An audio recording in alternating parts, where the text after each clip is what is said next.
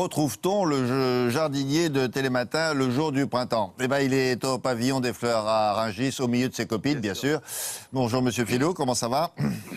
Bonjour William, Bon, super. On va parler des fleurs, effectivement, malgré un hiver, on peut dire quoi, chaotique, allez, on va dire ça. Est-ce qu'elles sont au rendez-vous? Alors, quand je dis au rendez-vous, non seulement là, à côté de vous, là, c'est chez les professionnels, mais en jardinerie et chez les fleuristes, hein. C'est vrai, William, un hiver pluvieux avec un grand 8 des températures comme on a eu, n'ont pas arrangé nos protégés au jardin. Regardez par exemple ces élébores qui sont très vendus en jardinerie. Eh bien, elles sont encore en pleine forme. C'est-à-dire qu'elles étaient plutôt en fin de floraison à cette époque-là. Elles sont encore en pleine floraison. Donc, c'est encore le moment de les acheter. On peut avoir des couleurs totalement extraordinaires entre le rose poudré, le vert tendre, le blanc pur et même parfois le noir. Donc c'est des plantes en plus hyper résistantes pour débuter au jardin. Ouais. Une fois en place, on ne les arrache pas. Elles restent en place. Elles n'aiment pas d'aller de massif en massif. C'est un peu comme les pivoines.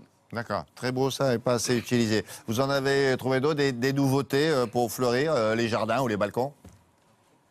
Une grande nouveauté, une nouvelle gamme d'orchidées. Alors, pas des orchidées de salon, hein, l'orchidée de jardin à planter dans son jardin. Hein. Donc des variétés qui résistent entre moins 5 et moins 15 degrés sont des espèces botaniques que l'on va retrouver dès ce printemps dans les jardineries. Alors là, elles sont plus ou moins en fleurs, mais elles ne sont pas encore vraiment réveillées. C'est pas encore totalement le printemps et elles n'ont pas encore une dose de chaleur. Elles ressemblent un petit peu, regardez, à des asperges qui sortent de terre, mais elles vont avoir une promesse de fleurs. Regardez les fleurs comme elles vont être magnifiques fin de printemps, début été, donc dans des tonalités vraiment rouges. Elle s'appelle Calande, celle-là, moins 8, moins 9 degrés, donc à planter dans son jardin. Et puis vous avez aussi des lierres. Le lierre, c'est plutôt retombant, grimpant. Celui-là est complètement graphique. Il est complètement érigé. Il s'appelle Erecta. C'est vraiment un lierre graphique. Alors ça, on aime ou on n'aime pas. Hein. Mais c'est un peu moins fleuri que le précédent. Les fleurs là, en dessous là, du lierre, elles vont durer combien de temps si vous les plantez dans la semaine qui vient?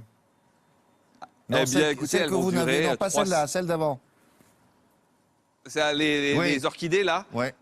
Les orchidées, elles vont rester 3, 4, 5 semaines en pleine floraison. Ah, pas plus. Et puis, elles vont aussi être... Non, ben non, généralement, une fleur, ça dure un mois maximum. Ouais, hein. Sauf si elles sont remontantes, elles peuvent avoir une refloraison. Okay. Et puis, vous avez justement ces fleurs de printemps. Là, regardez ces fleurs de printemps extraordinaires. Ouais. Les aubriettes, les corbeilles d'argent qui vont bien sûr peupler nos rocailles, nos petits jardins ou même nos balcons. Et puis, c'est le grand retour aussi des giroflées, cette vieille variété qu'on connaissait, que nos anciens mettaient dans le jardin. Bien, elles reviennent en force. Pourquoi? Parce qu'elles sont super rustiques, super résistantes et super parfumé. Et puis vous avez aussi l'encolie, c'est une vieille variété, alors ça revient vraiment aussi dans nos jardins.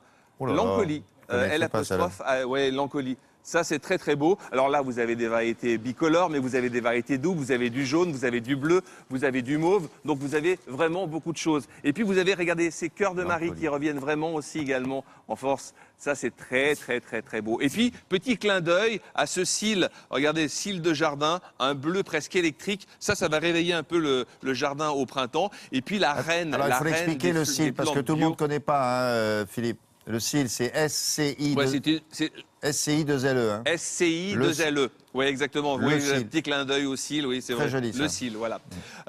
Ça, c'est très, très beau. Et puis, la reine de la bio, c'est celle-là, c'est l'Euphorbe. Ça, c'est vraiment, vous n'avez pas la main verte, vous plantez ça dans votre jardin. C'est très résistant. Vous avez plusieurs variétés, des feuilles rouges, des feuilles vertes. Et là, elle commence à être en floraison. Et puis, regardez, de la production française, Cocorico, cette très belle bruyère, elle est blanche. Vous allez me dire, le blanc, bah, ça se tache avec le temps. Celle-ci ne se tache pas. Elle reste blanche jusqu'à la fin. Donc, elle ne va pas commencer à être cramoisie ou plutôt noirâtre. Donc, vraiment très belle bruyère. Voilà. Et puis la belle Erica rouge aussi qui est magnifique. Bon, il y a un peu de jaune. Ah oui, il y a du jaune autour de vous. Qu'est-ce que c'est ça?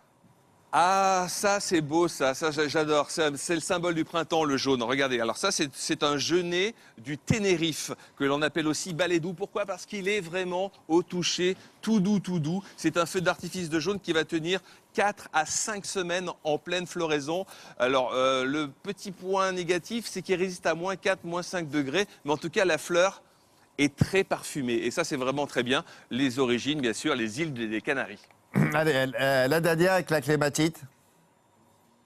Ah, regardez cette clématite, elle est de plus en plus connue par les jardiniers. C'est la clématite Armandie. L'intérêt, c'est qu'elle est persistante, donc elle conserve ses feuilles en hiver.